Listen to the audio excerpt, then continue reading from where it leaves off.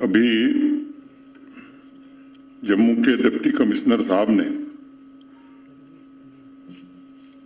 Pension लाभार्थियों तक पहुंचने की मुहिम के बारे में आपको जानकारी दी है।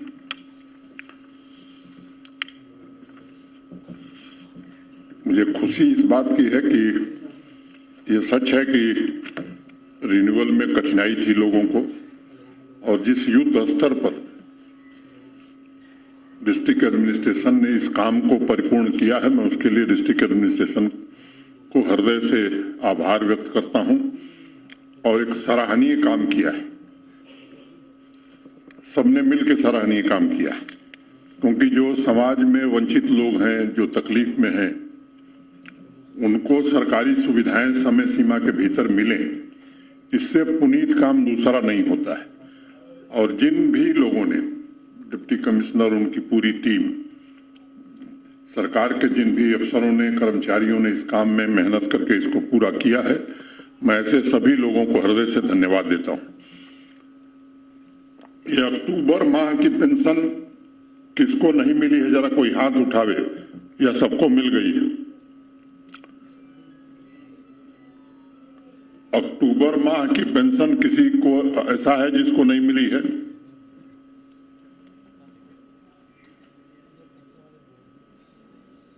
कब तक की पेंशन मिली है आप लोगों को?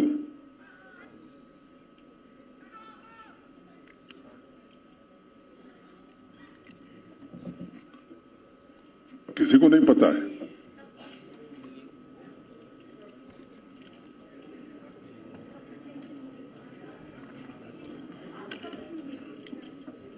बोल दीजिए कि सितंबर तक की मिली है या अक्टूबर तक की? अक्टूबर तक की मिल गई है। कोई ऐसा है जिसको अक्टूबर की नहीं मिली है? कोई ऐसा है जिसको अक्टूबर की पेंशन नहीं मिली है? अरे बताइए ना। हाँ मिल गई है तो मैं मान लूं, खत्म करूं, आगे बढ़ूं। मिल गई है सबको। मैं ये बात इसलिए पूछ रहा हूं कि यहां सब लोग जान जाएं कि आज हम लोग 9 नवंबर को हैं और सबको अक्टूबर माह की पेंशन मिल गई है। इसका अर्थ ये हुआ कि संवेदनशीलता के साथ प्रशासन ऐसे लोगों की चिंता कर रहा है। आंकड़ों के बारे में बताया गया है कि पहले की तुलना में काफी ज्यादा लोगों को पेंशन दी जा रही है, और ये कुल जो संख्या है वो 77,000 हो गई। इसमें मेयर साहब ने एक विषय उठाया, मैं उसकी चर्चा करूंगा। पहले 2016 के पहले ये पेंशन 200 रुपए महीना हुआ करती थी। इस बात को मुझे लगता है आप में से अधिकांश लोग जानते होंगे। 2016 में भारत के वर्तमान प्रधानमंत्री आदरणीय नरेंद्र मोदी जी ने इस पेंशन को 200 रुपए से बढ़ाकर 1,000 रुपए किया। अब कई लोगों को लगता है कि 1,000 रुपया क्या है, तो एक बात हमें समझनी चाहिए कि ये वेतन नहीं है, सैलरी नहीं है, ये एक सहायता है।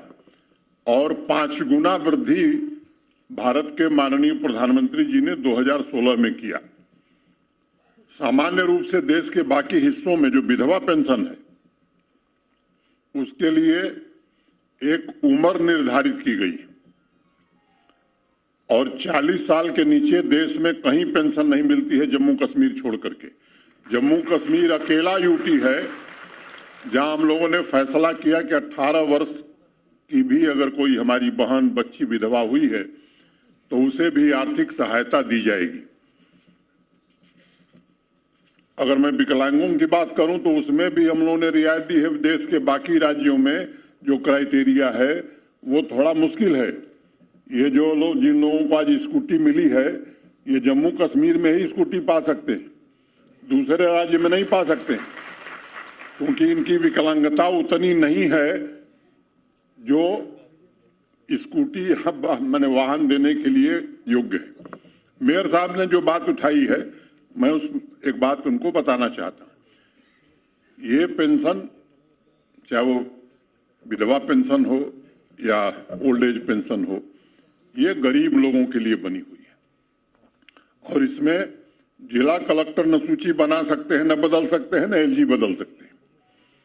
जब जनगणना होती है तो जनगणना के समय ही कौन गरीब है, कौन पात्र है, ये तय हो जाता है। प्रियॉरिटी हाउस होल्ड का राशन कार्ड नहीं बना, ये आधार नहीं है। अगर उसका नाम प्रियॉरिटी हाउस होल्ड में था तो पुराने रिकॉर्ड के आधार पर भी पेंशन बन सकती है। ये मैं इस बात को जोर देके कहना चाहता हूं। तो इसलिए ये भ्रम है, जो पात्र हैं उनको पेंशन दे दी गई, कोई बचा है तो उसे भी दे दी जाएगी, लेकिन जो पात्र नहीं है, जो एलिजिबल नहीं है, उसे कोई नहीं दे सकता।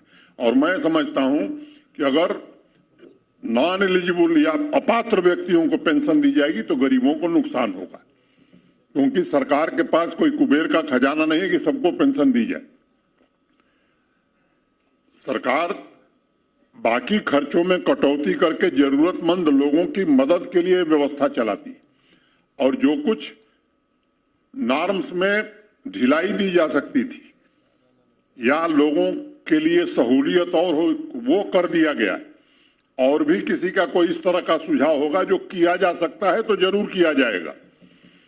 लेकिन एक बात हमें ध्यान रखनी चाहिए कि जब भी योजनाओं का दुरुपयोग होता है तो सबसे ज्यादा असर गरीब आदमी पर होता है। और जो असली कठिनाई थी कि एक 80 साल का बुजुर्ग 4 बार जाए अपनी पेंशन के रिन्यूअल के लिए, मुझे लगता है कि उसमें उस आर्थिक रूप से भी उसकी क्षति होती थी, शारीरिक रूप से भी उसे पीड़ा होती थी। अब टेक्नोलॉजी की मदद से ऐसी व्यवस्था बना दी गई है कि घर बैठे आपके पेंशन की रिन्यूअल हो जाएगी। अब आपको कहीं जाने की जरूरत नहीं है, सारी सुविधाएं आपके दरवाजे पहुंचे। इसका प्रयत्न प्रशासन ने किया है। और मैं जानता हूं कि भाषण देना बड़ा आसान है मेरे लिए, मैं जल्दी से 2 मिनट में सब बात कह दे रहा हूं, लेकिन जिन लोगों ने इस काम को किया है वो कोई सामान्य काम नहीं है। आप लोग यहाँ लंबे समय से हैं, मैं तो 38 महीने से हूं। मैं जानता हूं ऐसे लोग मुझे मिले हैं जिन्होंने कहा साहब जाते जाते पेंशन के लिए 5 साल हो गए और पेंशन नहीं मिली, और 4 महीने में सारा रिन्यूअल जो एलिजिबल है सबको 100% सैचुरेशन करना, ये सामान्य बात नहीं है। और इसके लिए मैं फिर से बार बार कहूंगा कि जिन हमारे साथियों ने इस काम को पूरा किया है, मैं समझता हूं कि बहुत ही अभिनंदनीय काम है। और मैं उम्मीद करता हूं कि ये काम आगे भी आप जारी रखेंगे। इसमें कोई भाषण नहीं करना है मुझे, ये हमारे प्रशासन की प्रतिबद्धता है कि बिना किसी भेदभाव के, धर्म जाति के भेदभाव के, सबको समान रूप से सुविधाएं मिले और ट्रांसपेरेंट ढंग से मिले, पारदर्शी ढंग से मिले। और एक बात मैं बार बार कहता हूं कि किसी भी प्रशासन की, संवेदनशील प्रशासन की सर्वोच्च प्राथमिकता मैं मानता हूं कि संसाधनों पर सबसे पहला हक गरीब आदमी का होना चाहिए, और उसी नियत से यहाँ काम हो रहा है। और प्रशासन से भी मैं बार बार कहता हूं कि निर्भीक होकर के गरीबों और वंचितों की सेवा जरूर करनी चाहिए, शोषितों के हित में फैसले जरूर लेने चाहिए। किसी के दबाव में कोई गलत काम कभी करने की जरूरत नहीं है। मैं आज इस मंच से दोहराना चाहता हूं, जो पात्र नहीं है अगर उसको सुविधा दी जाएगी तो मैं समझता हूं जरूरतमंद आदमी का हक हम मारेंगे, और वो पाप होगा, वो पुण्य नहीं हो सकता। मैं इस सम्मेलन में आए हुए सभी भाइयों बहनों से फिर से निवेदन कहना चाहता हूं कि अगर आपको कोई असुविधा लगती हो कि इस कानून